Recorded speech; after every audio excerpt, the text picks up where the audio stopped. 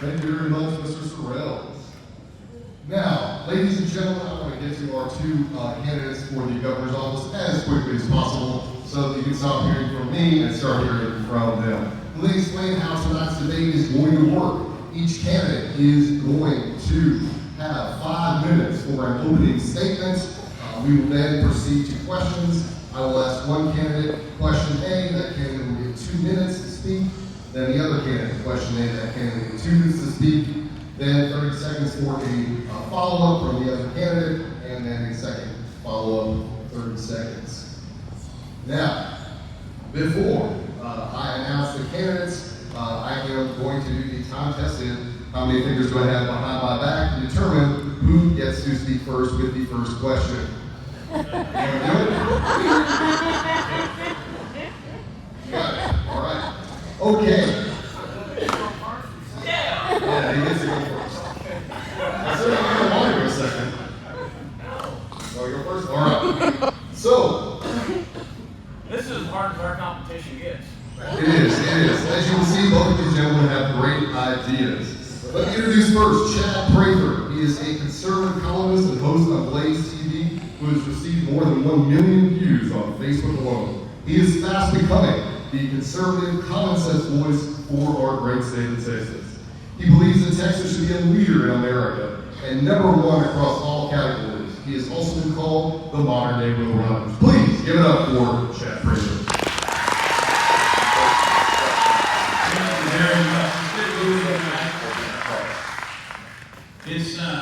It's good to see Weston. Weston is a nut. But I'm glad you're running. I appreciate you, Weston. I'm glad Aaron's running as well. These are good men. I've had the opportunity to spend a lot of time with them and get to know them a little bit. They're men of integrity, and I love them. I think they have great ideas. It's always good to see my good friend, the Senator Don Huffines. I see him everywhere I go to Texas. He's on those billboards everywhere. I tell people that I feel like the Lord is looking over my shoulder. When I'm starting to feel a little guilty, I look up and there's Don Huffines staring at me. And I think I've got one billboard somewhere around Johnson County. I think that's the only one I've got. If you blink, you miss it. But it's good to be with you, and I'm thankful for Don Huffines. And I pray for this man every day. I really do. I pray for everybody that's running, because anybody that's got any form of influence of getting Texas back on track, they matter. They really do. And we need God's grace. We need God's providence. We need His divine hand. We need His mercy. I think as a country we're losing that mercy. We have snubbed our nose at the face of God for so long that we really are testing, I believe, His long-suffering patience. And I don't want to see Texas go down that road. In July of 2020, last year, my phone went off. I was in South Dakota. I was there in the Black Hills. I was having dinner. Don Trump Jr. was there, and some others, and my phone notifications went off. And it said that there were more mandates, more shutdowns, more businesses and people were being deemed non-essential, and that was being handed down by our governor, Greg Abbott. And I don't know if it's because I was having a glass of wine or because I was with a Trump, but I went to Twitter. And I immediately said that I'm going to run for governor in 2022 in the state of Texas. I went to sleep that night. I woke up to a firestorm. I've made a living, fortunately, running my mouth. I've always said that if I can get people to stand still or walk slow, I'll talk to them. But I love to tell jokes, and I love to use humor to get a point across. And so, just by the very nature of who I am and what I do, people were kind of waiting on the punchline. But when it comes to Texas, it's no joke. And when it comes to the state of our country, it's no joke. And the reason I even bring up our country is because we have a target on our back placed here on the great state of Texas by our country right now. We're under attack. We're under attack at the southern border from without. We're under attack from within as well. Washington, D.C. and this administration has put a big target on the back of Texas. That's why when we talk about the southern border, or you turn on the news, they're talking about the southern border in the state of Texas. The last time I checked, New Mexico, Arizona, and California have southern borders as well, but they don't talk about those. They talk about Texas. Because these Haitians, as Weston mentioned, who apparently can miraculously walk on water from an island nation and come to the southern border of Texas. We know that the federal government is allowing that to happen.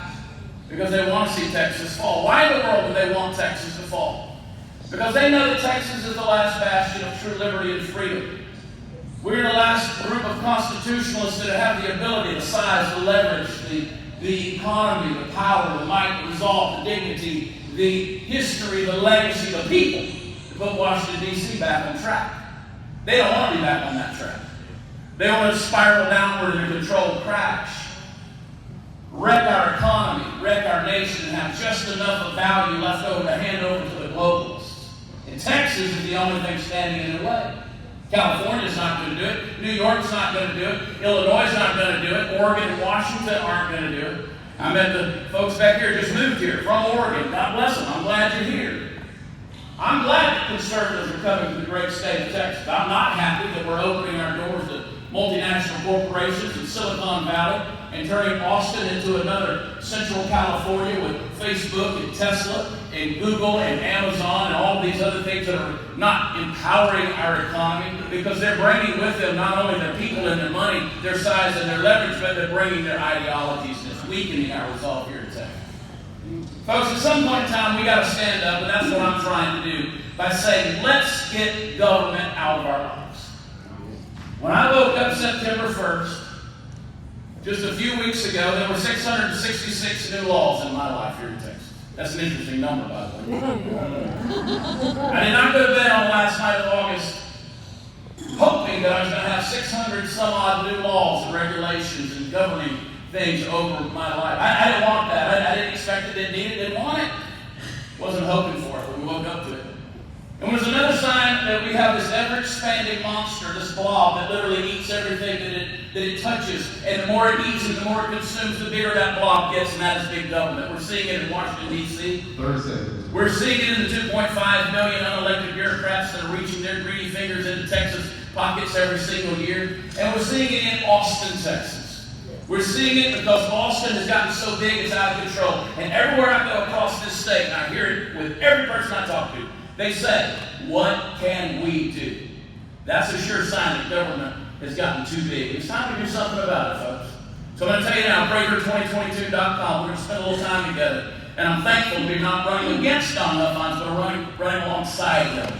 It's a privilege and it's an honor, and I'm thankful for that. So God bless you. God bless Texas. I'm looking forward to the night.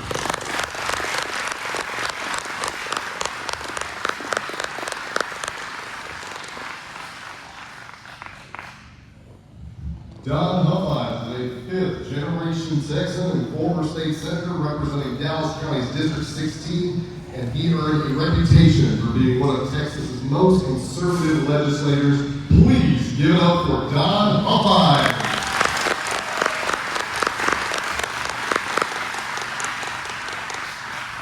Hello, Patriots. Great night to fight for liberty, isn't it? Amen. And it really is an honor and a privilege to be on the campaign trail all over the state. Sometimes we might run into each other. Chad Prather right here. He is a true patriot also. But let me just tell you something, guys.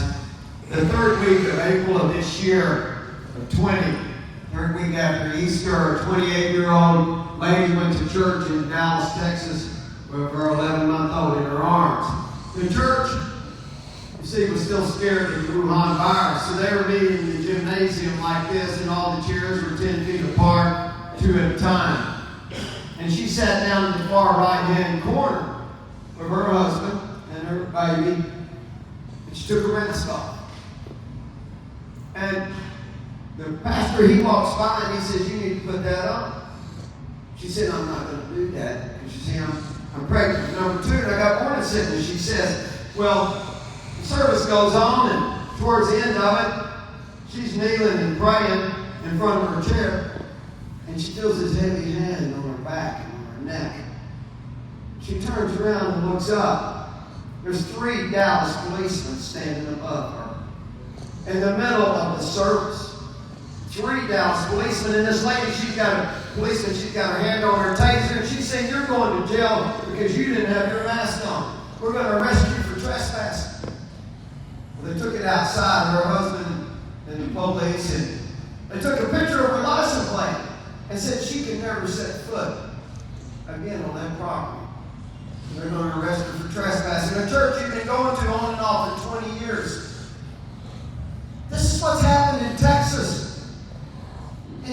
right here in Dallas, Texas. You're going to get arrested for not wearing a mask. And I say, who is responsible for this? Your governor is responsible for this. He's an enabler. He's the one that caused this. Do you know in the state of Texas, if you rob a bank and you're the gang and you're driving a getaway car, you get the same punishment as the guys that go inside. He's the one that enabled the leftists.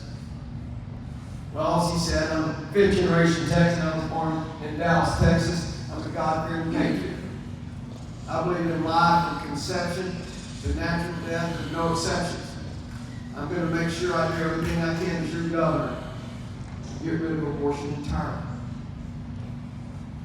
Well, in 14, I decided to run for the Senate, Texas Senate, because there was a trophy on the wall I didn't have, and that was a trophy running.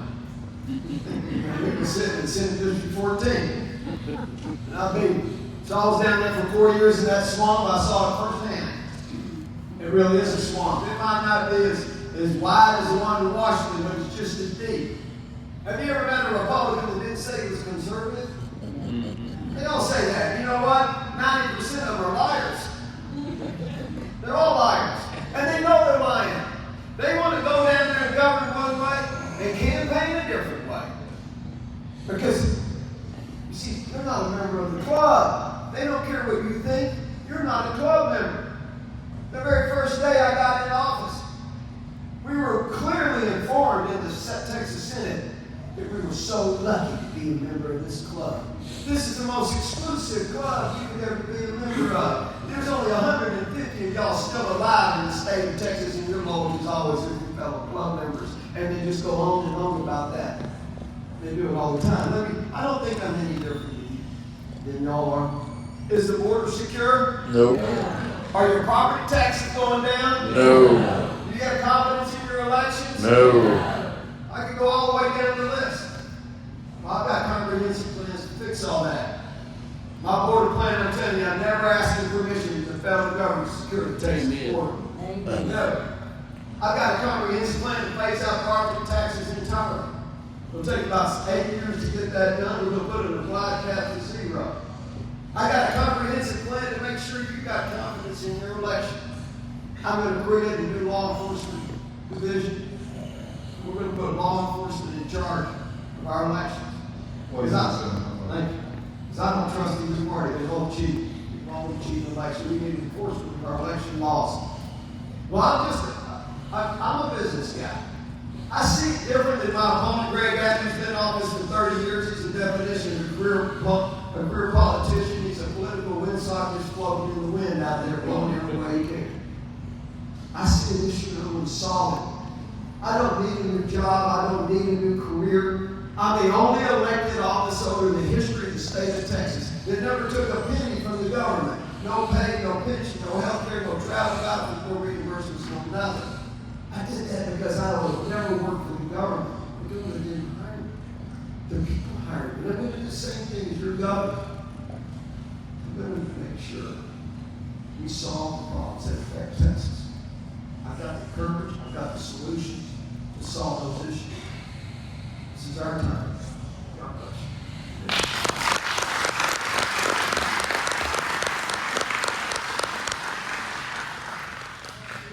All right, thank you very much, gentlemen. I think we'll kick it off with a question that I think is on everyone's mind this evening. I would like to ask you, would you, as governor, get a law banning vaccine mandates passed by the Texas legislature? And if so, how would you overcome speaker feeling and big corporation resistance? Lastly, do you think Governor Abbott actually does not want a law banning vaccine mandates, as suggested recently by State Representative Steve Toth? Mr. Prather, you are first. So let me go backwards on that question. Greg Abbott has no intention of following up on that executive order he just made a few weeks ago. If he did, he would have discussed it in this special session that they just finished. We know that Ron DeSantis in the state of Florida is calling a special session to discuss that very thing, to pass into law make it so that employers cannot mandate their employees to get a vaccine. I'm going to go out on a limb here and tell you, they're not going to do another special session for vaccine mandates in the state of Texas. It's not going to happen. Their excuse will say, we just don't have the time, or we don't have the priority to do it. We've got other things we've got to get done. It is political posturing, that executive order. He has no intention of following up on it, and it's as worthless as a piece of paper he wrote it on. Now that's unfortunate. We have got to make sure that that law is passed. We've got to make sure that, listen, we're under a lot of tyrannies these days. Medical and corporate tyranny being two of them. If we believe in our border, as we talk about the southern border, well, your body is a border. And to have your body invaded medically in order for you to do work in this great state is a travesty of tyranny. But the problem is we've gotten so used to having that boot on our neck that we've gotten used to it. And it's got to stop. We've got to make sure that it is illegal in this state for people to violate you medically. And you say, well, it's a free market. People can do as private employers what they want to do. No, maybe they can make you wear a uniform for 8 hours a day. But they can't make you wear that uniform 24 hours a day. And to put that vaccine in your body, and it's not a vaccine, folks. You have to get into a deep definition of what a vaccine is. You understand the smallpox vaccine, when they started working on that, you know what year it was? 1796. 30 seconds. And it wasn't eradicated until 1950. And they're going to trot this chemical out and say that by putting it in you, plus all of its follow-up boosters, is securing you from this coronavirus. Absolutely not. We've got to make it illegal. We've got to change the definitions. We've got to enable free speech, because we can never make that argument without being able to use certain words, without censorship, things like vaccines, boosters, coronavirus, and all this nature right here. But it's got to be a law, and it's got to be passed.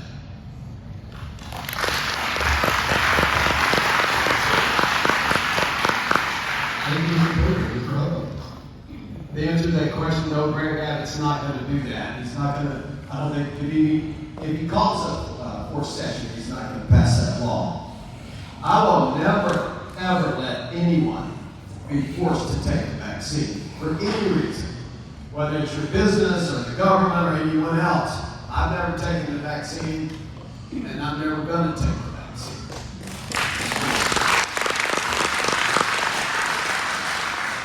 It's the same with the mask, the face diapers. I'm never going to let anyone require you to wear one, or your children or anyone else. But if you want to get the vaccine 10 times and you want to wear a spacesuit, get after it. Get after it to me. I'm for your liberty. That's why I'm running. This is your medical condition. I want to be sure you guys understand one thing. The governor of Texas can get any bill done he wants, any time he wants. He can get one done in 12 hours. He can get one in 12 weeks or 12 days. I've been there. I've seen it. All this angst on this stuff is a lie. And we're all tired of the lies. We're tired of the broken and empty promises. If Greg Abbott wanted that done, it'd be done. Yeah. That's a fact. I've seen it. Look, he doesn't want that to be law. He's already pivoted 180 degrees on it. He was one that came out and said, oh, no, we're never going to let a business get any boost to its employees, to its staff. They can make them get the vaccine. And then we put a lot of heat on it. My campaign did it, and everybody running for governor. And he says, oh, no, wait a minute, let me rethink that deal. Well, I was standing out a week ago Monday, yesterday, with all the team members of Southwest Airlines, helping them protest, leading the rally with my bullhorn. The week before that, I was standing out in front of Raytheon, up there in the city, and 380, doing the same thing. I'm for the workers, I'm for the people. That's the only reason I'm running. I don't need a new job. I don't need a new career. I'm doing this message simply because the job's going to be. Thank you.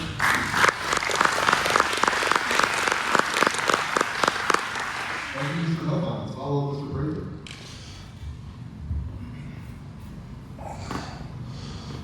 What I try to remind everybody everywhere I go, and I want to remind you as well. Texas isn't just a geography. It's not just a piece of real estate. It's not a zip code.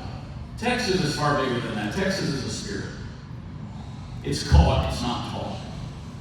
Once you see it, you can't unsee it. And once you have that largeness of that spirit of Texas resident inside of you, it kind of puts a fight inside of you, doesn't it? We walk a little bit taller, we hold our heads a little bit higher. And to have someone come and say that they're going to violate your body is the ultimate insult to the spirit of Texas. To say that you can't do work in this great state, this place of free market, this place where when we put our shoulder to the plow, no matter what the job is, we intend to finish it. And to say that they're not going to allow you to go to work. This fight is going to require everything we've got, and by God, we've got to pull out every resource and make sure that it happens. Big government's not going to do it. It's up to us.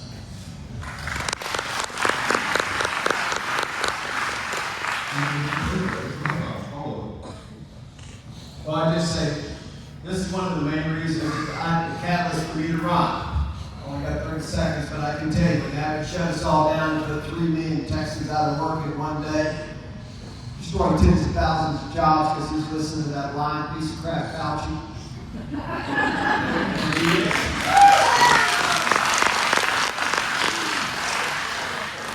We've been lied to so much, of course nobody's going to take that vaccine. The whole thing's been a lie from the very beginning. I will never, ever let anyone force a vaccine.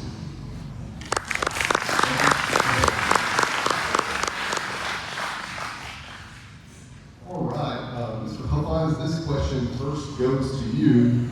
As many of y'all know, we have a serious problem with human trafficking here in Texas. As governor, what would you do to fight human trafficking?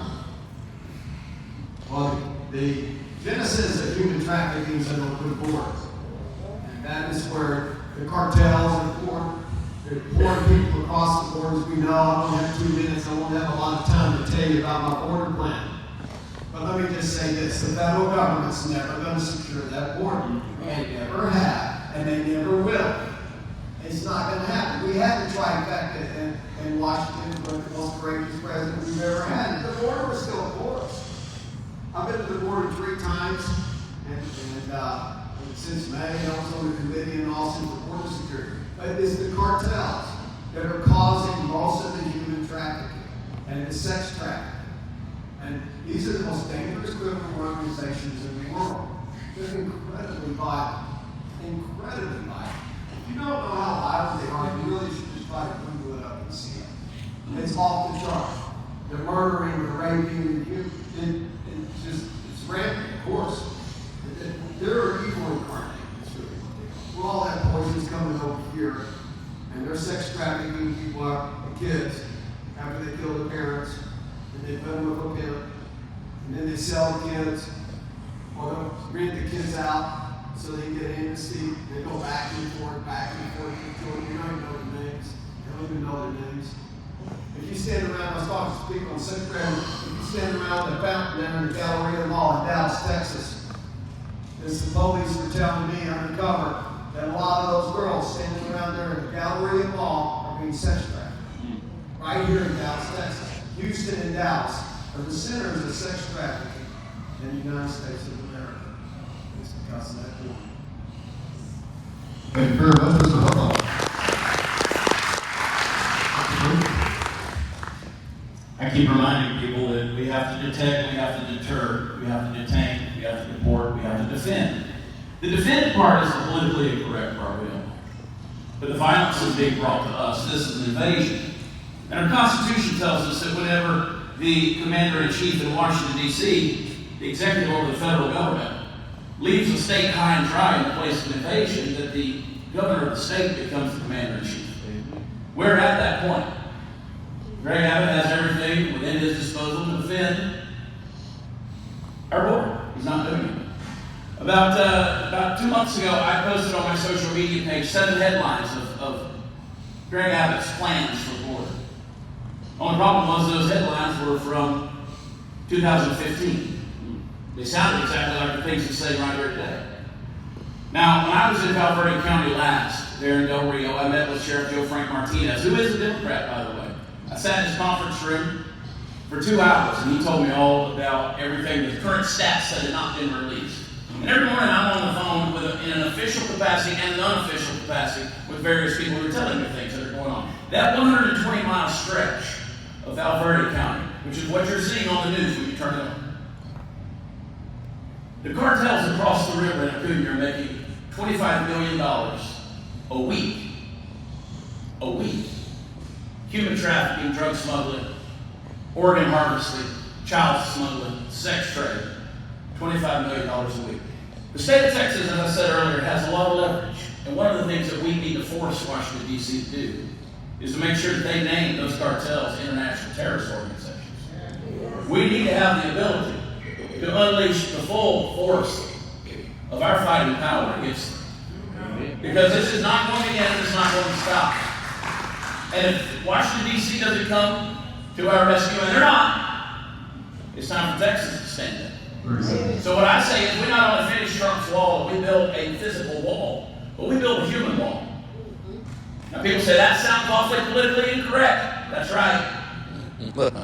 I know 24 guys in the retired special forces that will fix that border issue in a week. Amen.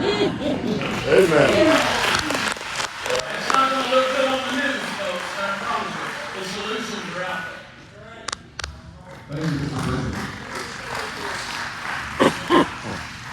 Mr. Huffines, follow-up. Well, of course, the border is the #1 issue of my campaign, and we're going to get it taken care of. I'm going to do it in 30 days, but it's never been done, really, in modern history of ever. The most important part of my campaign on the border is I'm never asking permission from the federal government to secure that border. And we'll get more questions on that going forward. Let me just say this, Greg Abbott could have secured the border 7 years ago, That's right. or he could have secured the border 7 days ago, or he could secure it tomorrow. Yes. He doesn't want that.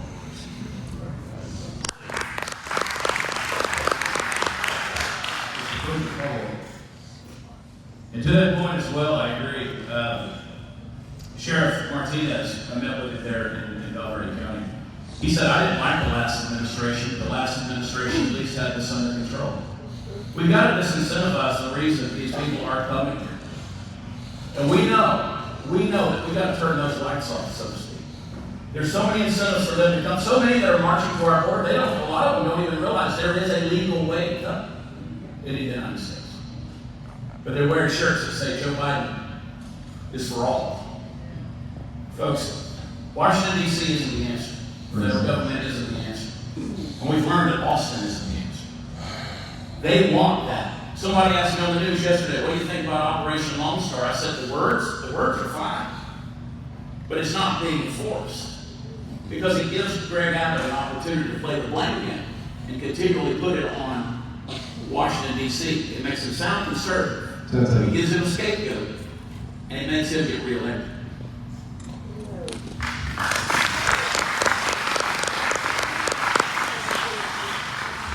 Thank you, Mr. Prather. Turning to consumer prices. If elected governor, what would you do, Mr. Prather, about inflation? You know, people are particularly asking me where we go. When I talk about these multinational corporations in Silicon Valley and all these other folks that we're bringing in here, you know, people say, oh, you know, you bring in Facebook and Tesla and Google and all these guys, that's going to be jobs for Texas. Well, until we learn that you got to get vaccinated in order to keep a job, then they fire you. And what do? They call California, specifically their buddies in Silicon Valley, to bring in folks that are already indoctrinated and inoculated. And just like we talk about Texas having sovereignty, we've got to remind ourselves that Texas' economy is pretty doggone strong. And one of the things we got to stop doing is, you know, we send $160 billion a year to Washington, D.C. That's like, and then they send a little bit back and we say, oh, we need Washington, D.C. to take care of us. That's like going to the clinic, they drain 100% of your blood, give you 40% of it back, smack you on the rear end, and tell you that help you feel better tomorrow. That's got to stop. Folks, from everything from energy to goods to resources, farming, ranching, beef, crops, you name it, we have the resources in the state of Texas. We can control that. We can control what's on the shelves. Listen, Christmas isn't on a cargo ship off the coast of California right now. It's not. And those made in America products aren't on those ships either.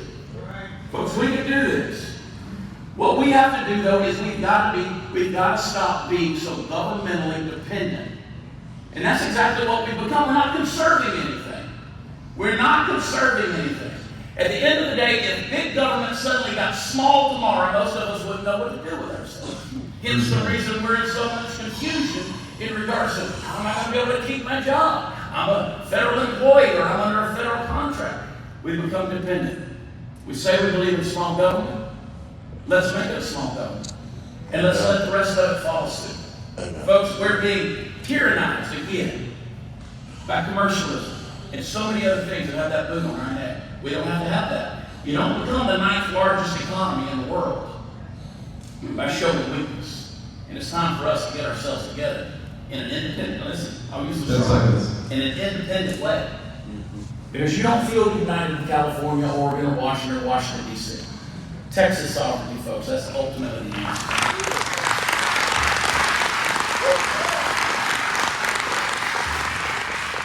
Thank you, Mr. Prather. Mr. Huffines, what would you do as governor about inflation?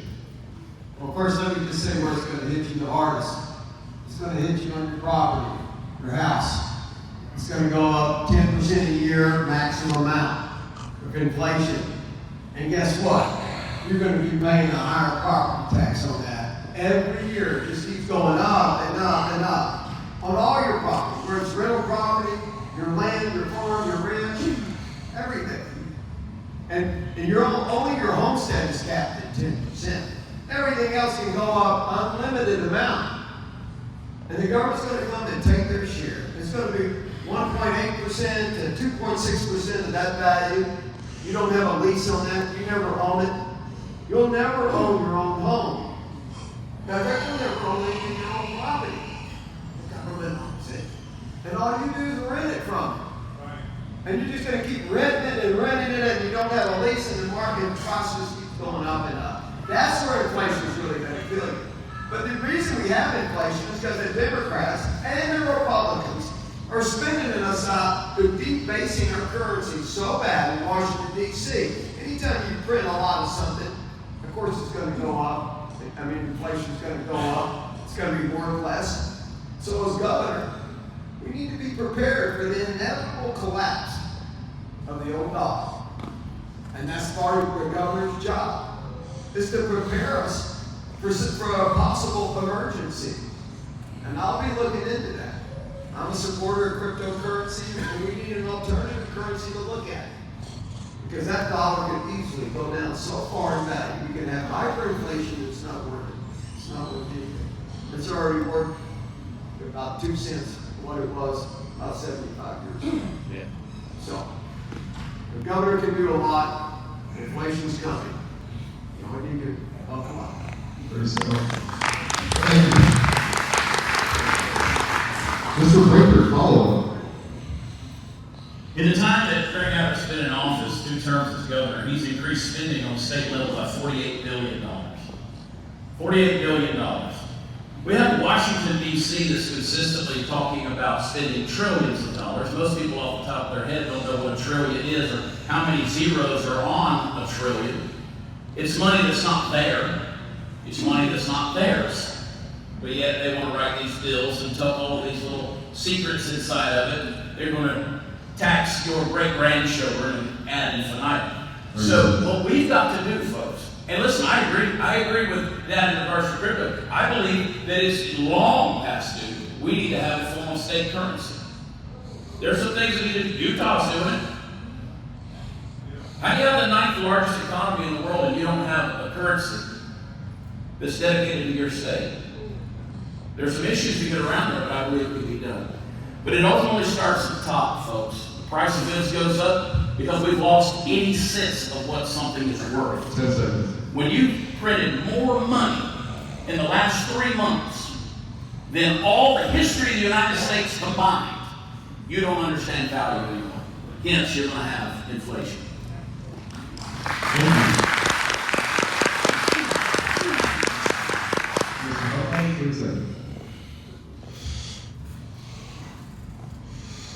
Well, I'll just say this, that Inflation's real, unfortunately, and it's going to be really high. And we can really work around it. We can. You guys, the governor's got a good position on that as a governor. We can stop it and work with it and not tax it. Thank you. Thank you. All right. Mr. Huffines, this question is for you. Critical race theory has become a hot topic. As governor, what would you do about critical race theory in Texas? This is a hot topic, and it should be. This is Marxist philosophy, trying to separate us. But the Marxists and the socialists have taken over our seminaries, our education, our media, and they've worked on it for decades. This isn't any different. This is about separating us and pitting different segments of society against each other. But look, we get rid of CRT and it's just going to morph into something else. It just is. And the state legislature, we can pass all kinds of bills to say that, oh, you can't teach this, or we need more transparency on this. To what end? We can't put police. What's the enforcement? How does the state of Texas enforce it? What's the recourse? We can't put police and people in every classroom. We need the parents involved. You guys are the eyes and ears on all of these issues. You need to run for the school boards. You need to see what's happening in our schools, because you're the only one that can really do that. Of course, I'm a champion for education freedom, for parental choice, for school choice. I filed all those bills in Austin to get that done. And look, this is important because I'm a business guy. And I see how important it is to have competition. Competition always lowers the price and increases the quality of everything it touches. And it's going to do the same thing in our school system, our government school system. Of any place we need competition, it's from a government monopoly. And we need freedom. We need education freedom. If the education system's not working for that student, that kid in that class, in that chair, they need a right to get out of it. And their parents, and the money needs to follow them, and the parents need an option. And that's what education freedom's about. And it's going to make, it's the most significant thing we can do to improve our schools. 30 seconds. Thank you. I will say this, that with education freedom, all of our public schools will improve because they got to compete. And competition is going to make them better. Thank you. Mr. Prather, same question to you. It's always hard to go and stop and go and stop and go and stop. I'll go one step further. The public education system needs to be burned to the ground. It needs to be buried. It needs to be plowed under. We need to pour salt on the field so nothing ever grows there again. The tree has grown through the house. How are you going to get rid of the tree that's grown through the house? It's a system that is flawed from the very beginning. It's built on the humanistic scale of socialism, based on the Dewey Man system. It was socialist to begin with a Marxist philosophy and a communist opinion of agenda. Let me tell you something. When you have the government training your children, it becomes nothing more than a brainwashing institution that is going to condition them that one day they're going to go off to a higher level of brainwashing institution, and that bubble of academia is going to be, they're going to be taught by some professor who's done nothing but gain tenure and push papers for 30 years and has never experienced their wild-eyed lefty liberal theories outside of that academic bubble. And they're going to graduate with no sense of identity or destiny, not knowing who they are, not understanding critical thinking, and certainly having those skills and such, and they're going to have a degree in undecided. Folks, we've got to burn it to the ground. Now, that's not a slight on educators, because our teachers, unfortunately, aren't allowed to live out their dream of educating. Their hands are tied. They're training for a test. They don't know how to teach. I should say that. They know how. They're not allowed to teach and test and evaluate and promote. That has got to change. There are many solutions. And not to mention the fact the public school system wants to mask your child and now get them vaccinated. I read a report today that said it's completely safe to vaccinate your child. Not only no, and I know I'm in a church, but hell no. No. Those are fighting words. I got 5 kids, beautiful kids, accomplished kids. I'm proud of them. They know how to think. And let me tell you something. We've got to teach those kids how to have identity and destiny so they can leave a legacy. That's what we're losing right now in the state of Texas. We don't know what we're leaving behind, and right now it's not very good. So let me just say, critical race theory. It is a form of critical theory, which is an old Marxist philosophy, and as Don said, if they get rid of that, they're just going to relabel it, repackage it, and keep pushing it out there because it is a socialist system.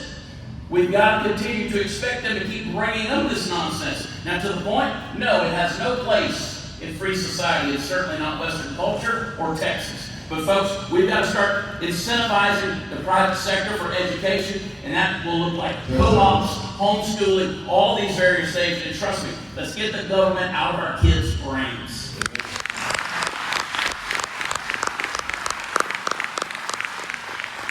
Thank you, Mr. Prather. 30-second follow-up, Mr. Huffines. Thank you very much.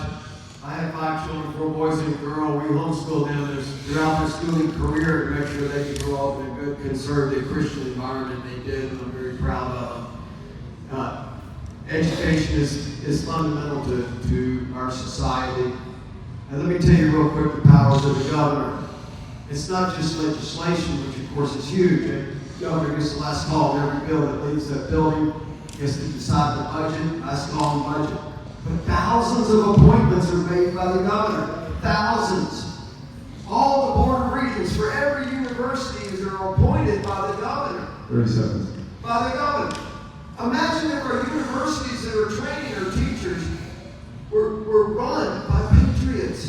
Run by people that believed in the exceptionalism of America and Texas, and believed in the free market and the power of the Constitution. And they've gotten rid of all the socialists, the chancellors and the presidents of these universities. The power of the governor can do that. Everything starts at the top in Texas with the governor. Everything is downstream of the governor's office. 10 seconds. Including the brainwashing of our children.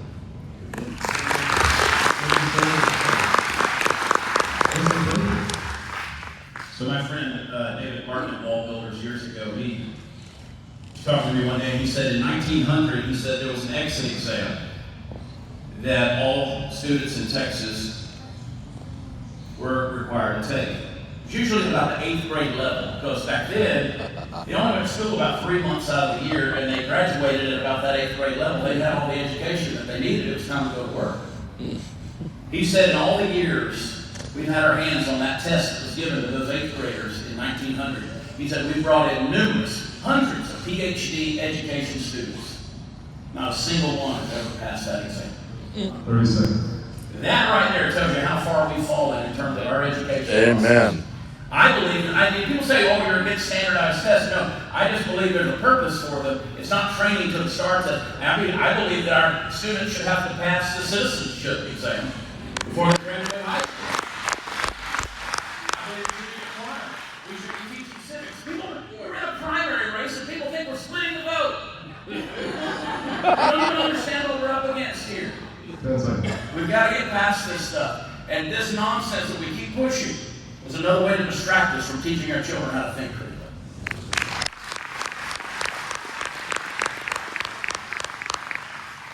Thank you, Mr. Prather. Our next question has not yet been brought up, and I'm excited to hear what both of you gentlemen think.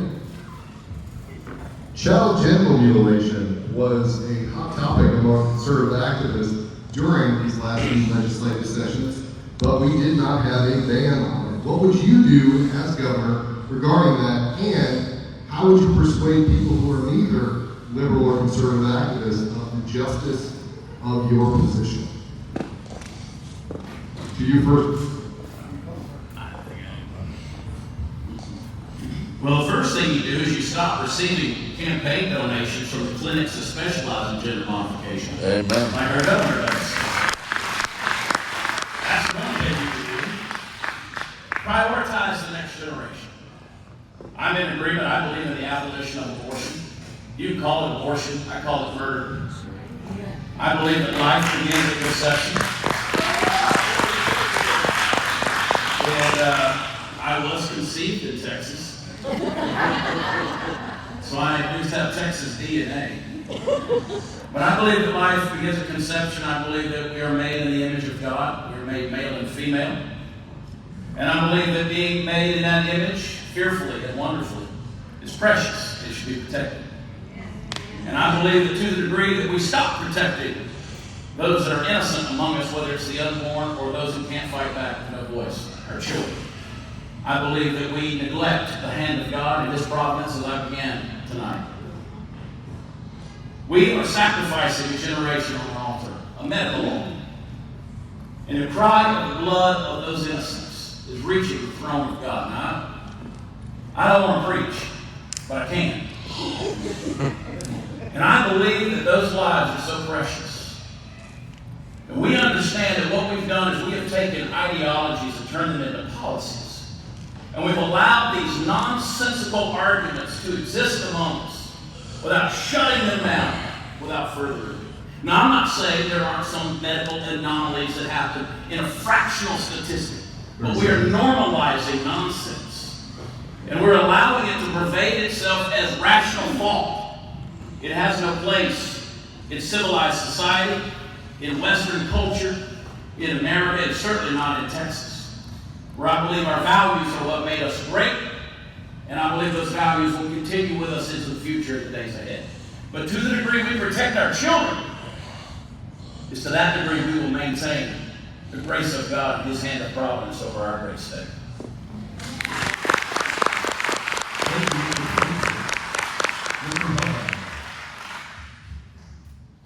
I've been on this issue for many years. When I was a senator, I was helping Jeff Younger. I don't know if you guys are familiar with his case. When, his ex-wife was to mutilate, sexually change out his son in the divorce proceedings. His case is the one that was the emphasis or the catalyst that started a lot of this discussion. Most people didn't realize it existed. When he's endorsed my campaign, he shot a video for me on it. This news is not good for his son. The judge is going to forcibly sexually transition this 10-year-old boy now. He's 10, starting when he was 5, and I was helping him, into a girl. Because his ex-wife wants him to do it. But look, the governor can get this bill done. What did I say earlier? The governor of Texas can get any bill done he wants, anytime he wants. He's not getting this done because he doesn't want it to be law. That's a simple 3-sentence piece of legislation to stop it. But the governor of Texas doesn't want to stop it.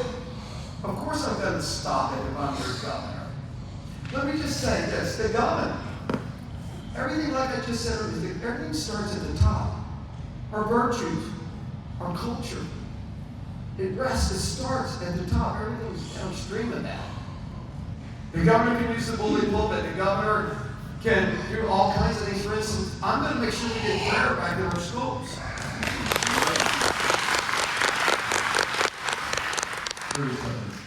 That's an easy fix. I mean, really?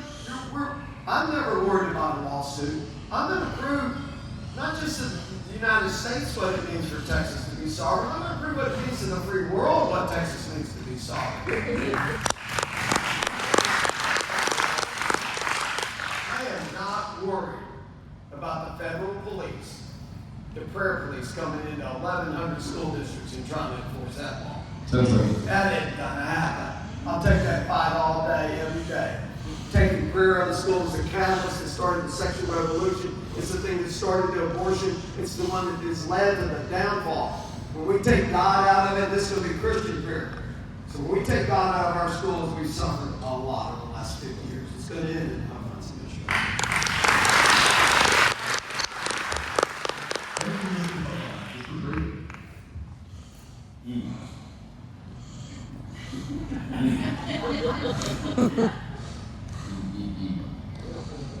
You know, it's amazing that we have to have these conversations.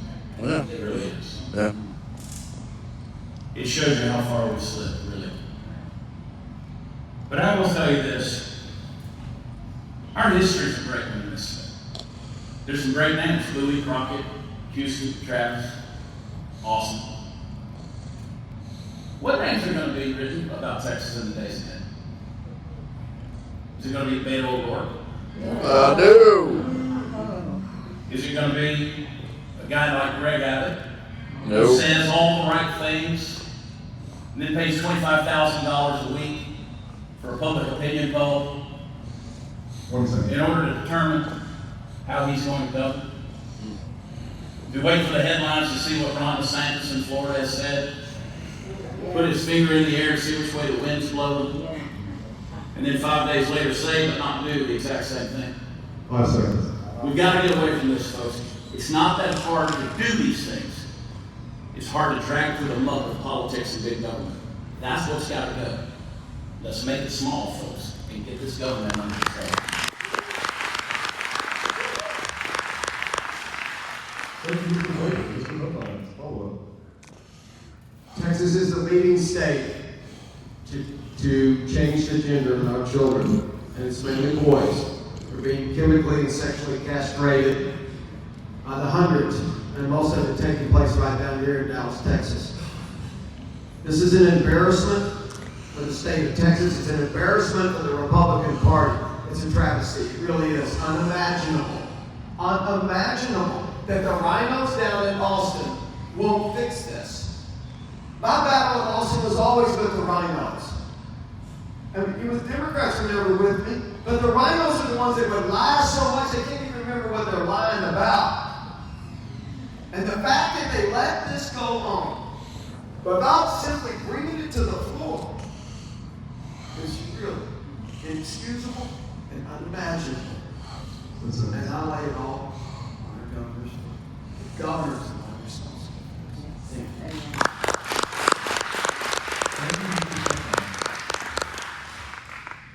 Gentlemen, I have just a few more questions, and I'd like to open it up to our distinguished audience. Each of the following questions is something I imagine that each of you has thought of, and I believe this term goes to Mr. Huffines. Mr. Huffines, other than President Donald Trump and Florida Governor Ron DeSantis, who is a living political leader you admire and why? Other than yourself. I'm here to solve Texas problems. Let me think. Living political. And also, you can't say Mr. Prather either. You can't say you. Okay. Living. I gotta be living. Okay. All right. Well, one of my favorite endorsed my campaign. We released that endorsement this week. That's Ron Paul. Ron Paul from Texas. Just a total champion of liberty. There's no doubt about it. He's one of a kind. If you're not familiar with him, you probably should be. He's 86 now. And he thinks this might be one of his last endorsements he ever makes. He doesn't give them out very often. And the other one that I'm honored to have is his son, Rand Paul. Senator Rand Paul shot a great video for that for it. Let's see.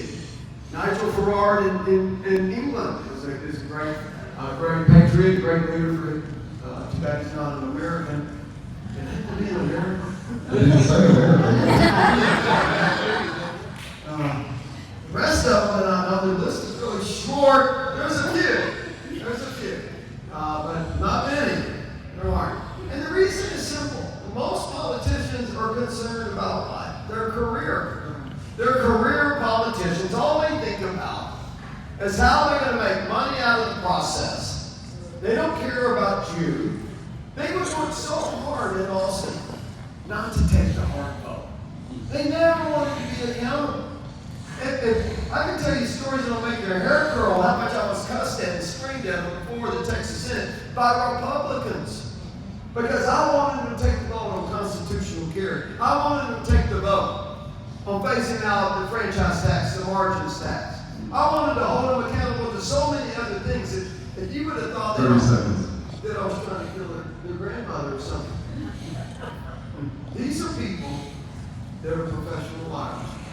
They really are. They care about their career. They don't care about you. And it's always about that. That's why I filed on the term limit bills. I'm for term limits. I'm for term limits from the governor to the dog catcher. You got it in here.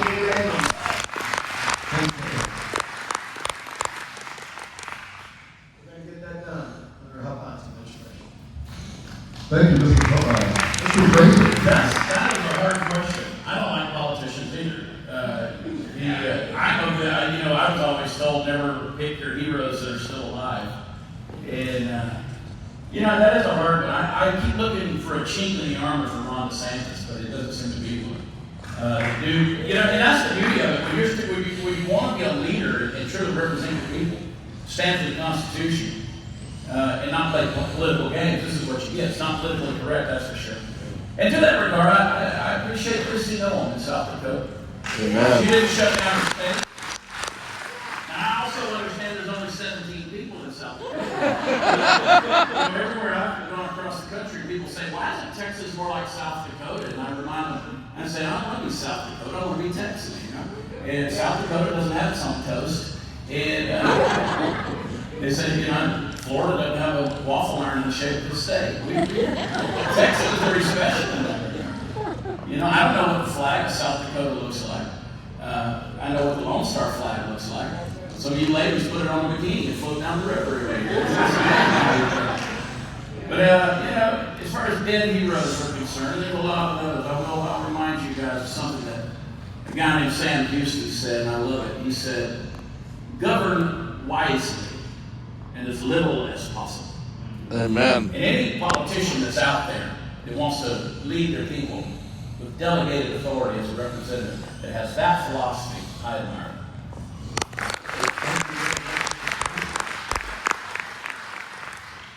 Mr. Huffines, follow up if you're live. Yeah, we're good. We're done. I had to ask y'all at least one difficult question. All right. Okay, Mr. Prather, you touched on this briefly just now, so I think it's a nice little segue. Recent shows that people will move around their locality, their state, and even around their nation to select the kinds of policies and culture that they would like. How would you, as Texas governor, promote Texas' identity as a freedom-loving, conservative state and country? How would you promote that to people both formally through legislation and government action and informally? I was doing an interview in Brenham, Texas with a newspaper there right after I first announced my candidacy. And the newspaper writer, she said, do you think you can handle it if you made it to Austin, since Austin's not like the rest of Texas? I said, well, that's the problem right there. The fact that Austin's not like the rest of Texas, we have an issue. I love this state. I really do. This state's been good to me. I believe if you plant the right seed in the right soil, it flourishes, it grows, and that was me. I couldn't be where I am in my life without Texas. And I don't have to do this job, I don't. I'm what they call a reluctant candidate. Didn't have to do it, but I felt the calling to do it. And I'm thankful for what this primary is doing to this governor, forcing to hold his feet to the fire. And I love one of these small places, these small counties and these towns in Texas. And one of the things, I'm reminded that Austin hub is influenced by 5 blue cities: Dallas, and El Paso, San Antonio, and Houston, and now, unfortunately, my Fort Worth. And that's sad to me. And those 6 cities, those big cities that are very blue, kind of like putting blueberries in a big old pot of chili. They're controlling our future. So one of the things I think we should have as a piece of legislation is, before any amendment is added to and ratified the Texas Constitution, it needs to be voted on and ratified by 3/4 of the counties in this state. Amen. Then Johnson County has as much say as Dallas County. Amen.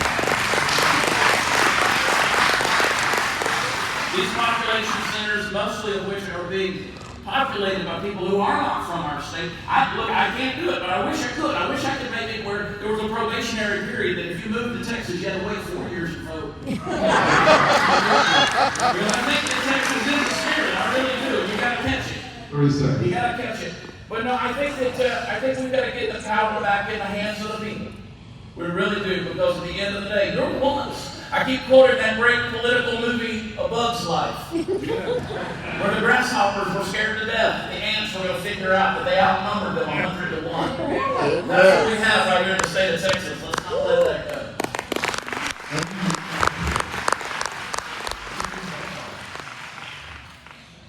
Well, I think it should be 10 years. Definitely going to live here 10 years.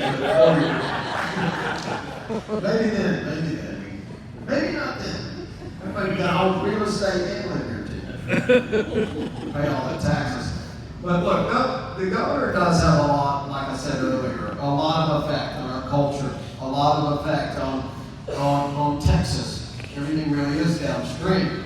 Whether it's the power of the appointments.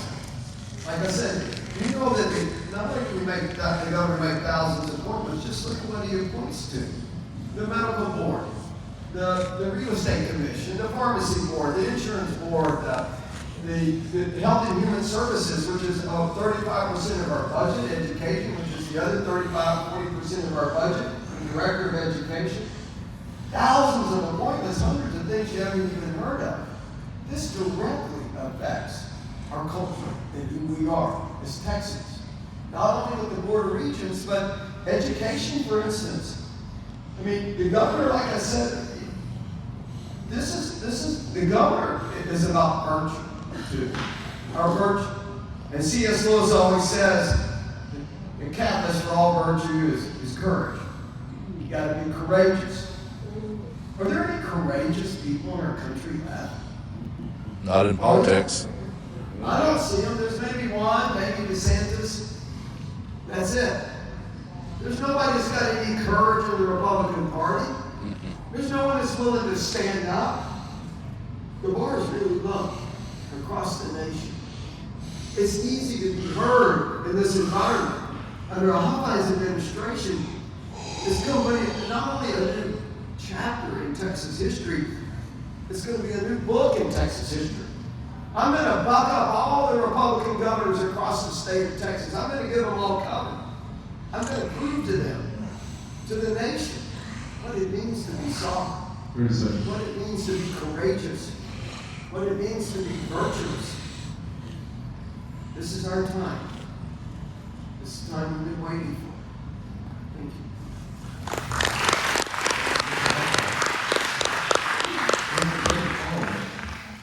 I want you to have so much liberty that you don't know what to do with all that freedom. Yeah. I really do. I would love it at the end of this next term, after replacing Greg Abbott, I want you to be able to look at Ron DeSantis and pat him on the head and say, well, that was a good effort. But right now, we're ranked in the 40s. We're ranked in terms of opportunity, healthcare, education, all these different. We're in the 40s. Does anybody know where, let's say, in Florida, they rank in property taxes? Well, you're like, well, why would I care? I don't live in Florida. They're about 24. The reason you don't think about that is because when you think of a place like Florida, you think of leadership. Ron DeSantis almost got beat by Andrew Gillum. That was a nightmare. Andrew Gillum was a nightmare. They almost had a nightmare. But Florida's a living example of what I've been saying to you about when you get the grace of God and that leader gets put in place. You don't get down in the weeds, because when you got the right guy leading his people, guess what happens? Those things down in the weeds tend to get taken care of. It's not happening here in the state of Texas, folks. Your constitutional rights have been trampled on and violated 14 times in the last 18 months by this governor. Unilateral and dictatorially, he handed down mandates that violated your Constitution in the name of keeping you safe. Well, the Constitution wasn't written to keep you healthy, and the Constitution wasn't written to keep you safe. The Constitution was written to keep you free. Let's get back to that freedom. Because this big government nonsense we're dealing with right now is not it.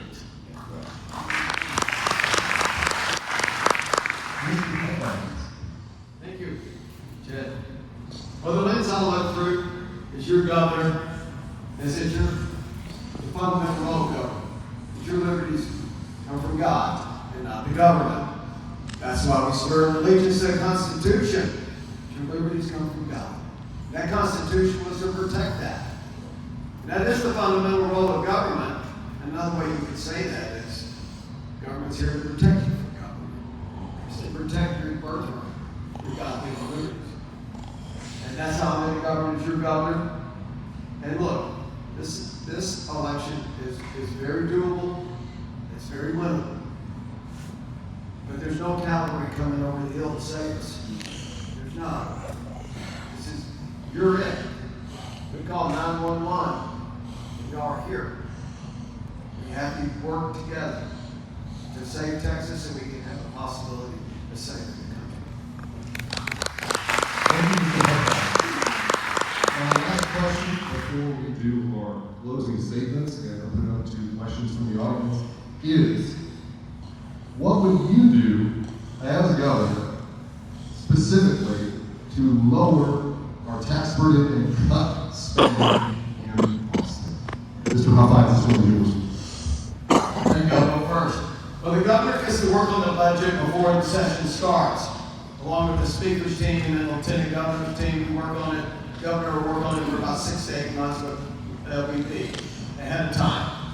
But more important than that is the power of the governor.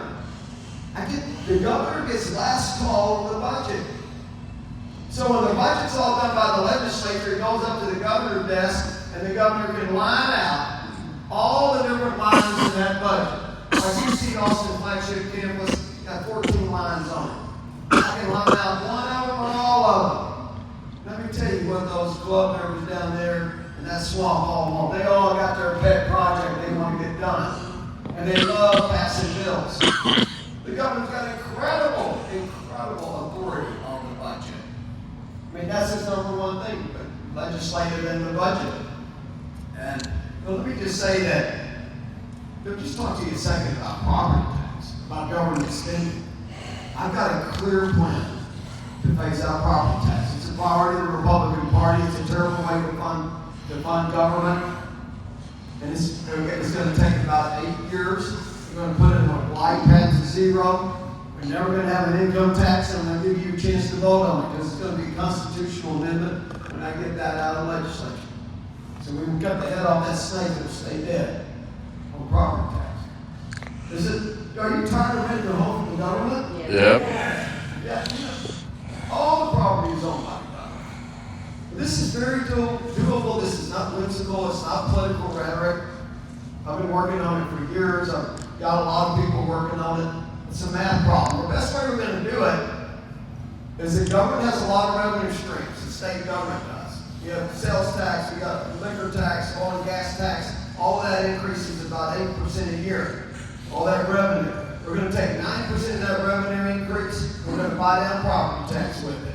That's about $6-7 million a year. We're going to put some of it over to sales tax. So sales tax will go up and property tax will go down. But finally, you're going to be able to own your own home. We're going to replace all the money that the political subdivisions get from ad valorem tax. And it's going to come from Austin. So real quick, if your county's getting $8 million on property tax, every year it's going to go down $1 million a year, and that's replaced with the state. So the state's going to send the money back down. We're not changing the funding formula. Everybody's going to get the same amount of money they're currently getting or more. We're just changing where the money's coming from. This is very doable. It's been talked about for years. It's my number one legislative program.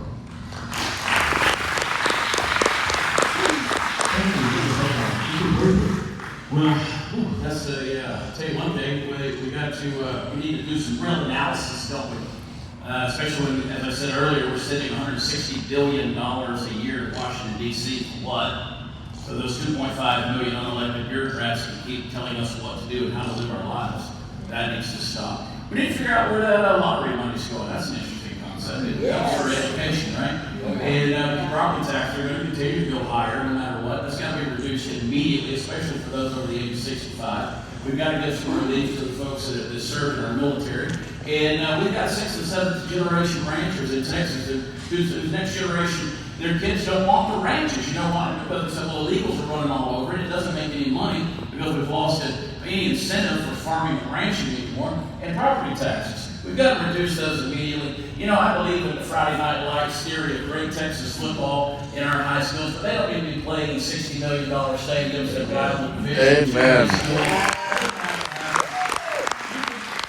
You can have various needs in your community that are multi-function and multi-use. At the end of the day, I don't believe in consumption tax. I think that you can't control that. That's going to get out of control. I think we can have a percentage point in sales tax. We can figure out where a lot of that money's going. I mean, we want to talk about placing lefty, liberal, lunatic progressives on the board of regents, which are handpicked and placed by the governor, who claims to be a conservative Republican. And you know what ideologies they're going to push, and he's going to give them $100 billion incentives for our institutions of higher education across the state, and then he's going to crowdsource a wall. Yeah. This is nonsense. $12 billion in a rainy day fund. I'd say it's raining. There's some places where that money can go, not the least of which is to help you, give you a little bit of relief, let you actually have a say in what those taxes look like. You're supposed to have that already, but right now, because of our greed, we're just passing these things through. And we're not letting the citizens of Texas have a say in what's happening in regards to where our money goes as taxpayers. Folks, the money's there. The money's there. We're giving it away. We're sacrificing it. We're sending it in places that are absolute nonsense. You know how government spending is. I don't want to get a budget back to zero. I want to get it back to negative. There's no reason why we need to continue to do this. It's time to clean house. One of the biggest things we didn't address, and one of the biggest things that keeps pushing a lot of these issues we discussed, is that state, the taxpayer-funded lobbyists that Republicans and Democrats don't want to get rid of. Yeah. And they're down there making millions of dollars in order to push their special interests. Folks, and what are we doing? We're just caving into them and spending that money in order to make sure they stay satisfied and keep those politicians' pockets lined. I say no more of that.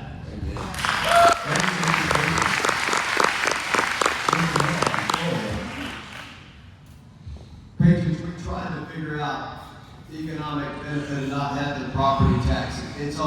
We almost can't measure it. It's so massive. We think almost $100 billion in net worth will be created overnight in the state of Texas. Keep in mind that half this tax is paid by businesses and approximately half is paid by residents. Yeah. This is a huge wealth generator. We're going to have so much prosperity in Texas you can't even imagine it. I mean, you got to remember that commercial real estate sold on the net operating income, for instance, and your biggest expense in that chain is property tax. So if you're spending $100,000 on property tax, your building just went up $2 million in value. 30 seconds. This is not just about, imagine for a minute the money you're going to save by not paying it, and what you can do with the money. You could go on vacation, you could go to private school, you could get into charity. It's really unmeasurable. Imagine the wealth we're going to create. But this is also about your economic liberty. 10 seconds. This is about your liberty that you can actually have life, liberty, and property, and own your own property, and not be a slave, and not have a good landlord be your government for the rest of your life, for the rest of eternity. My team tells me Huffines, every state's got property taxes, and I say, fantastic. Finally, Texas is going to get swagger back in something.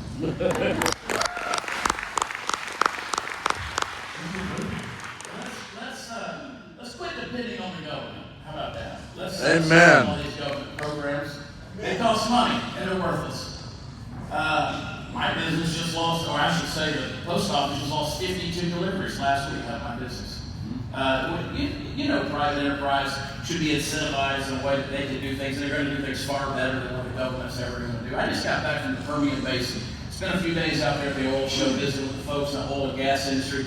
Right here in the state of Texas, we supply 46% of the nation's oil. We supply 35% of the nation's marketable natural gas. We have money under our feet.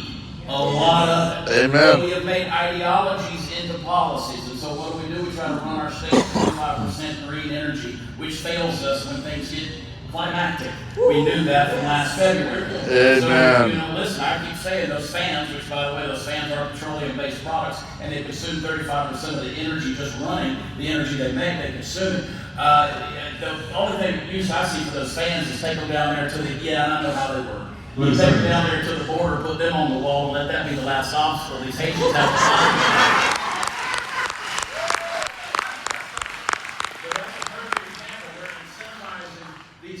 And bailing them out when they fail. We're spending our money to bail these companies out when they fail. This is where your money's going. This is what's got to stop, folks, and it is run amok across our state. We got to close that down. We got to stop it. Let's go with what works. We're the number 2 producer of lignite coal in the country. It's not great coal, but it burns, and it would be nice if those coal plants could have been turned on last February. Amen. A lot of money under our feet, folks, and around us. Let's stop making policies out of ideologies and get back to the things we know that work.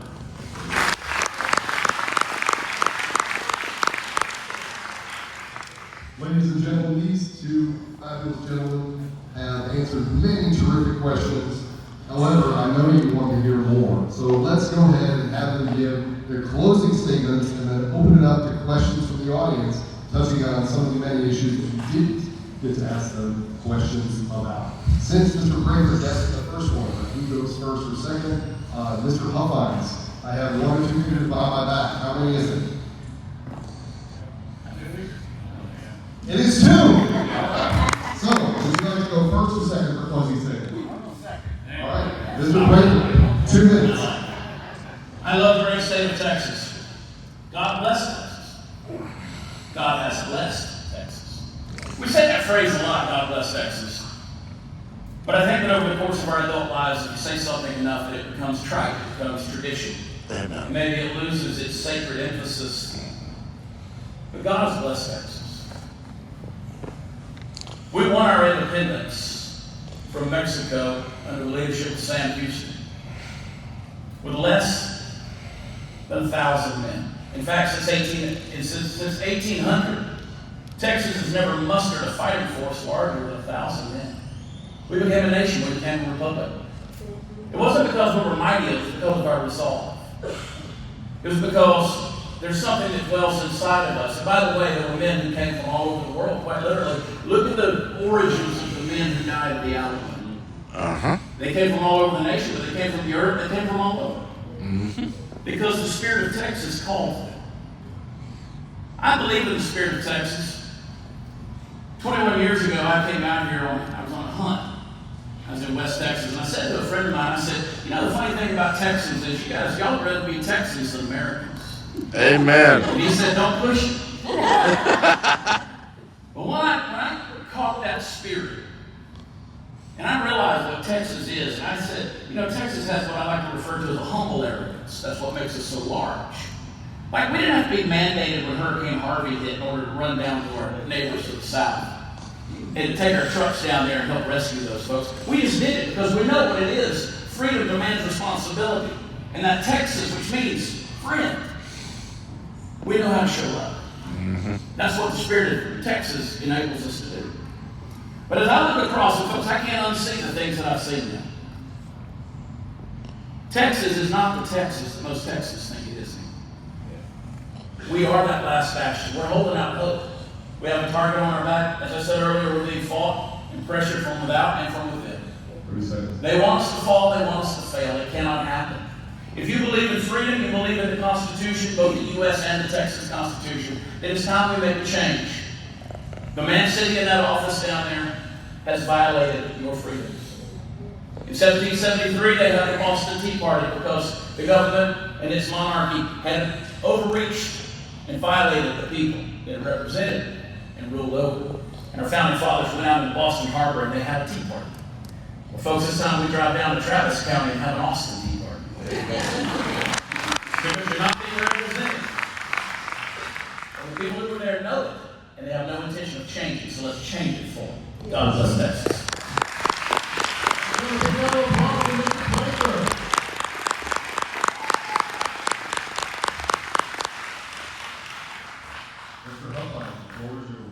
Thank you. I'm running because I love Texas. I'm running because the job's not getting done. I don't need a new career. I don't need a new job. And I know Texas needs a leadership. My campaign's about leadership. There's no excuses. In the last 18 months, we've lost more liberty in this state than I thought was ever possible. Was ever possible. The government now has come in and closed your business. The government's come in and fired you. The government's come in and made you take a vaccine. The government comes in and makes your children wear a mask. And the government comes in and makes you wear a mask. This was all done to us by a Republican governor of Texas. A Republican governor of Texas has destroyed our liberties. We're supposed to be the tip of the spear of the nation. We're not. It's going to change. and our Huffines administration. Patriots, I do need you to grab those old swords of liberty and unsheath them from your sticky scabbards and help me cut the chains of government. Help me awaken the sleeping sheep. Help me awaken them so they too can help us restore the liberties that have been stolen from us. Awaken the sheep to the power of the Constitution, the power of an individual that has to change things. Awaken the sheep to the power of the Lord Jesus Christ himself. Awaken the sheep. It's a new day for Texas. It is. I need you to join Don Huffines' campaign, this revolution of old ideas. And the only ammunition we need is our love of Texas. 30 seconds. That's all we need. Go to my website, donhuffines.com. Huffines. Give us your email address. You can text me at 79005. Text Don at 79005. We'll keep up with the campaign. I've got at least 50 people on payroll. I'm hiring 3 to 4 people a week. We're opening 15 field offices across the state of Texas. I just got the movement on 4 of them in the last 2 days. I'm in this to win. I'm not in this to send a message. I'm not in it to make a statement. I'm in it to save Texas so we can possibly save the United States of America. Amen. I raised over $10.5 million since I got in the race on May the 11th. 10 seconds. We're going to win this. We have to. Get on board this train. We're going to save Texas. God bless you. Give it up for Mr. Huffines.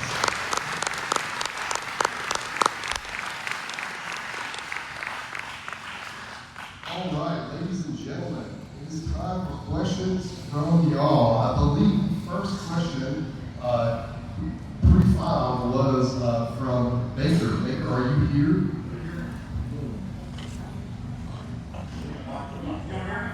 Come on over here. I'll go ahead and give it to you.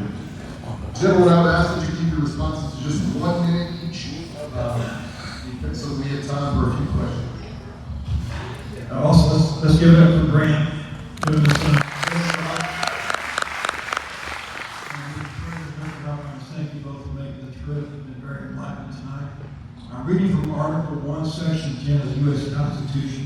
It says, "No state shall, without the consent of Congress, engage in war unless actually invaded or in such imminent danger as will not admit of delay." So my question is, how specifically will you wage war at the border? And what will you do with the invaders that are already here?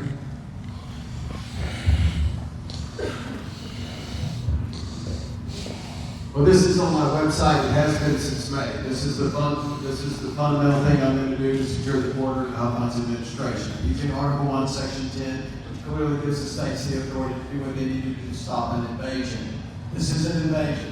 2 million illegals are coming across that river in a 12-month period. I'm going to engage the entire Texas military, all 20,000 of them or more. We're going to secure the river. We're going to immediately deport anybody that gets across that river back to the other side. There's also 25 crossings over the river, bridges. We're going to secure every one of them. It's strategic. Stop all inbound commercial traffic, inbound only commercial traffic from Mexico until Mexico secures their side of the river and takes it back to the cartels. We do $250 million worth of trade with Mexico. It won't take long for them to start squealing, and they're going to secure their side. And we're going to do what the rules of engagement are clear. Do whatever we need to do to stop an invasion. I'm going to go 400 miles of that wall, calling it the Texas Wall. We're going to spend the $3.5 billion necessary to make sure that happens. That's a good trade over businessman. That's less than a 1-year payback. We have 500,000 kids in our school system who aren't even supposed to be there. Illegals. We spend $6-7 billion a year to educate. Just educate those kids that aren't supposed to be here. Right now, the Border Patrol is saying that they've called illegals from 150 different countries since the beginning of the year. There's no way you can say that this is an invasion. Thank you. I'm going to have an E-Verify law of our guidance and law of legislation. If you employ one person, whether you're a business or an individual, you're going to have to E-Verify. We're going to make sure that everybody in this state that's working is a U.S. citizen. But more important than that, we're getting them out of the school system. We're getting rid of the magnets that attract them here. Right now, they can go to college in Texas for free.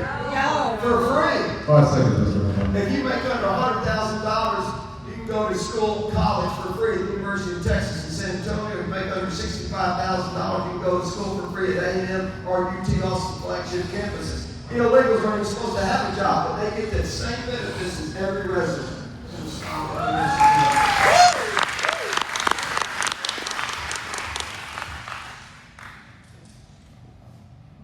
Let me add to that. Because I agree with what Don just said. See, this is the thing about what this race is about. This is real. These are the rumblings of war. This is what we're facing. This is not about who has the better idea. The violence is here. The violence is coming. You can go down to any hunting camp. You can go to any ranch down there. You can open up the deer blinds and you'll find 10 illegals sleeping inside. You go to the man camps. They're being housed in the oil and gas industry. These things have to happen. And I'm going to tell you something. The violence is here and the violence is coming. We have got to make sure that those who have taken an oath to enforce the law are allowed to do their job. We untie their hands, whether it is the National Guardsmen, it is our DPS, which is full of human and material resources. And I don't care about political correctness. If it comes down to it, if we need more, we will start deputizing militias.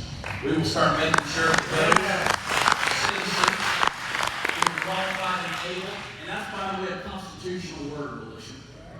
We will make sure that that fight is taken to them. We will make sure that Mexico feels that pressure. 30 seconds. And we will make sure that those countries from which those people are coming feel that pressure. And they will know. Now, I often say, many times, when you realize, and I get those videos every single day of these, what the horrors and the atrocities that these cartel members are doing. It's going to come to a point where what we're going to have to do is we're going to have to let the government buy all those ranchers on the border a track hoe and remind them that cadaver dogs smell 12 feet. Yeah. That's the rumblings of war. And it's here. I don't want violence on any man, woman, or child. I don't. But this is our land. And we've got to defend it.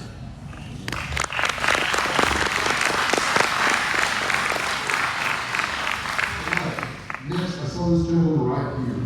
You have a question about an issue that's not already been raised. Yes.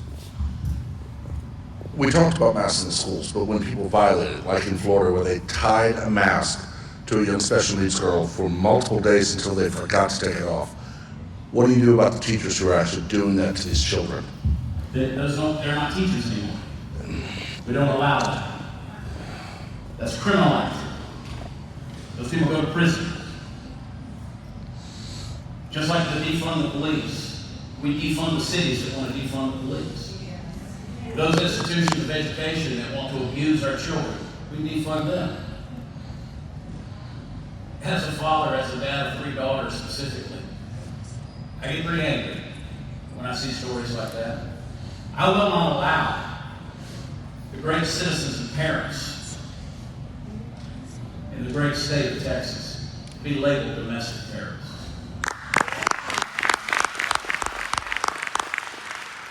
City of Round Rock had 325 chairs in the school board meeting and moved it down to 18 chairs. They don't want parents coming. You can't stand on the wall and you can't bring your own chair. That has no place in Texas. At the end of the day, parents have the final authority on the education of their children. You walk into that school office and say, I'm here to pick up little Bobby. And they say, why? None of your business. Amen. We don't allow that. That's child abuse, and we're not going to allow it in the state of Texas. It's time to put common sense back in charge, and that's not it.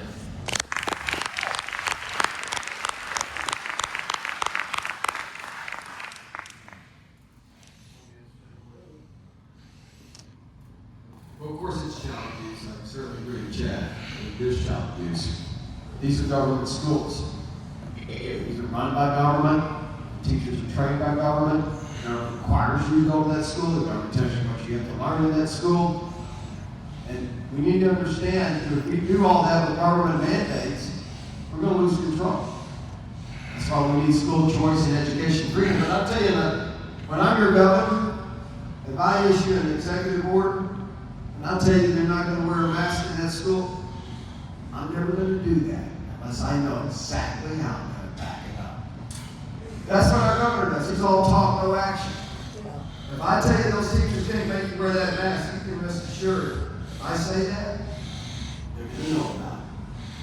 state police, or whatever I need to do, we're going to take action, and there's going to be recourse. And those people are going to jail. Thank you. Next question, I saw this gentleman all the way over here. Now, I wonder what you got with that shirt on. All right, I know you both signed the Texas Out petition. I thank you for that. But my question to you is, what is the breaking point to get you from saying, yes, Texas should be allowed to vote on a non-binding referendum, to leading Texas to be a free and independent nation?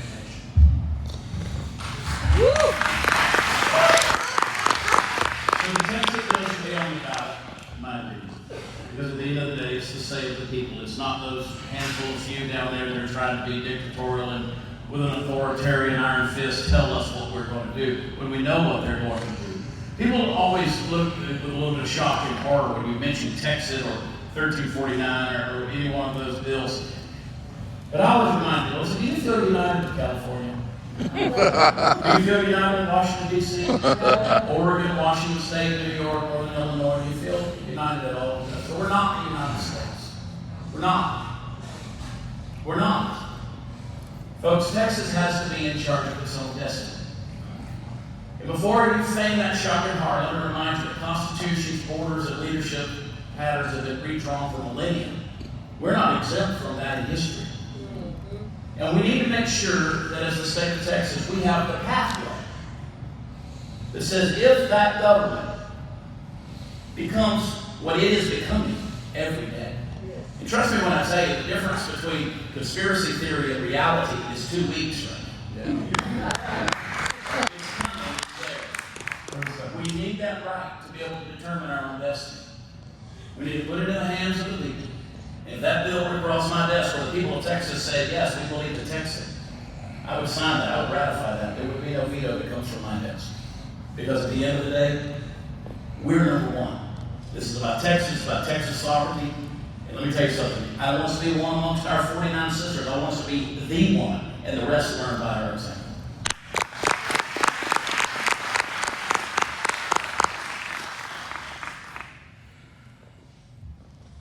Just the threat of this happening is enough to make Washington, of course, pucker. They're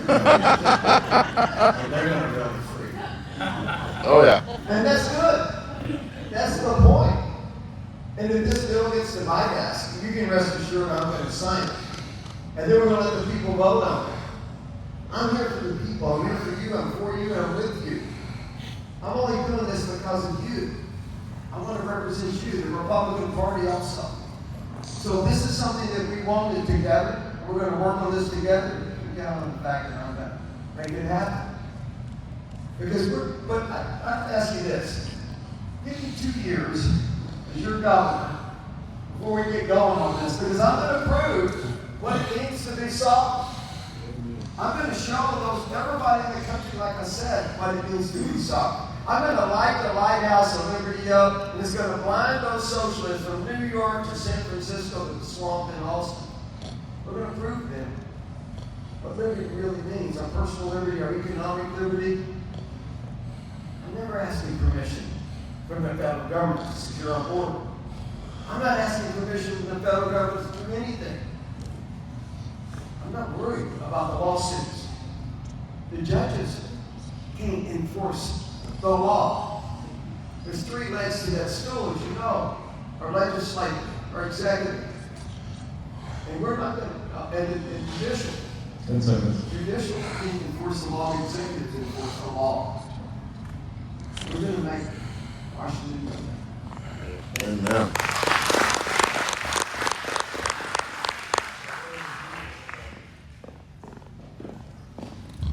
Thank you. You brought up 3 legs of government. And in the last general election, an event happened that I think caused everything that we're witnessing tonight. First of all, the Supreme Court of the state of Pennsylvania ruled over the legislature when the legislature had the power over the Supreme Court was asking you to be, the United States Supreme Court. They said not at this time. And after the election, the state of Texas went to the Supreme Court and asked for a ruling on that same issue post-election, and they wouldn't hear it. The state has no other recourse but to go to the U.S. Supreme Court because the Constitution is the binding document that sets up the legal procedures for a complaint about this particular matter. There is no other court to go to. My question is, the one thing that I see that's happened is the U.S. Supreme Court has been chosen by the President and the U.S. Congress and no longer represent the states. I advocate and ask you guys to contemplate the idea of making the Supreme Court the Chief Justices of the various states and return the power of the Constitution to the states that made the federal government. Congress, I want you to elaborate and think.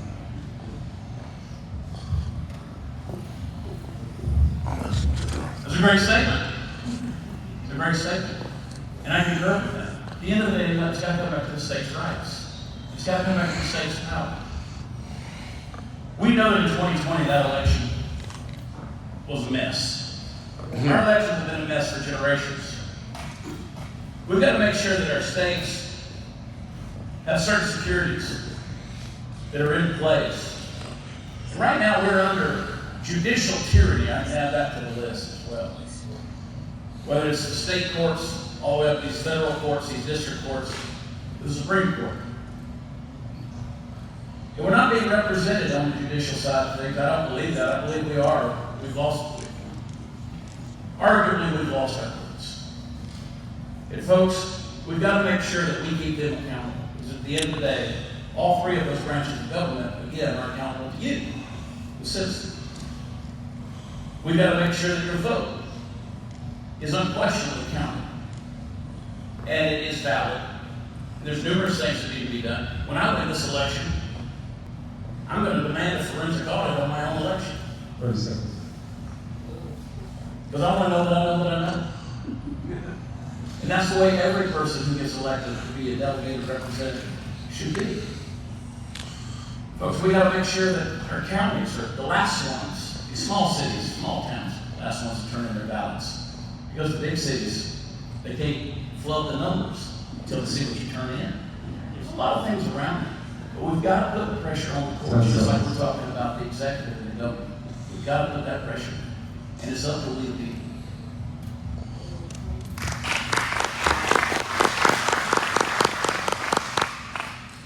I'm not worried about lawsuits with the federal government.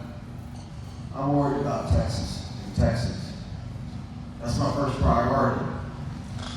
I'm worried if the government, the federal government wants to come down and enforce a lawsuit, let them. Only fighters are going to fight. We don't need to encourage. Well, in elections, our governor is the one that changed unilaterally the election law that was set by the state legislature.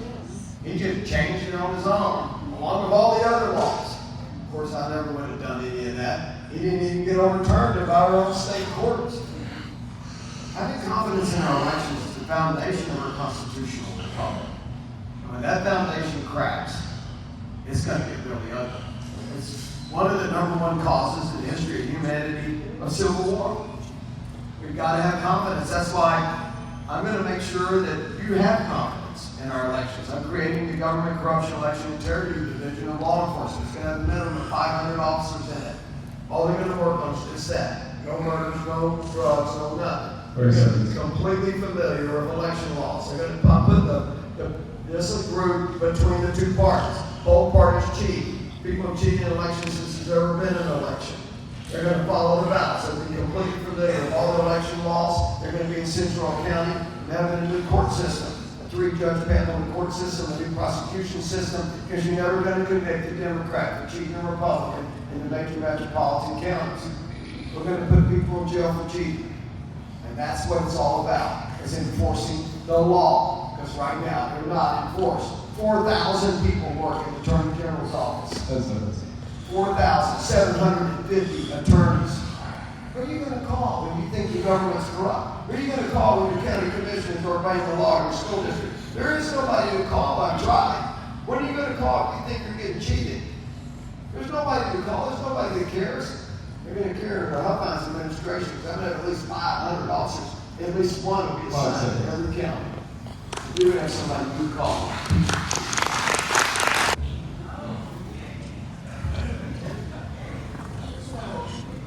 I work doing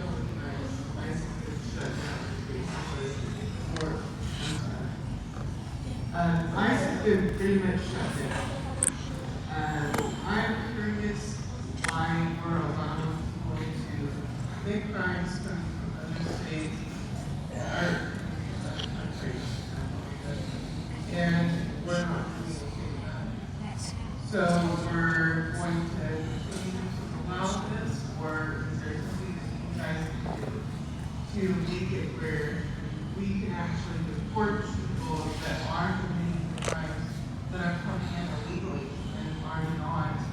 The vote made earlier, absolutely 100%. If a person is illegal in this state, they've got to go. They've got to be deported. They've got to be found. There's no forecast. We try to complicate these things with all these various ACLU and human rights and all these various things. They've got to be deported. Period. There is a rich heritage in our country. I alluded to those that died in the Alabama. There's a rich heritage of immigration, legal immigration.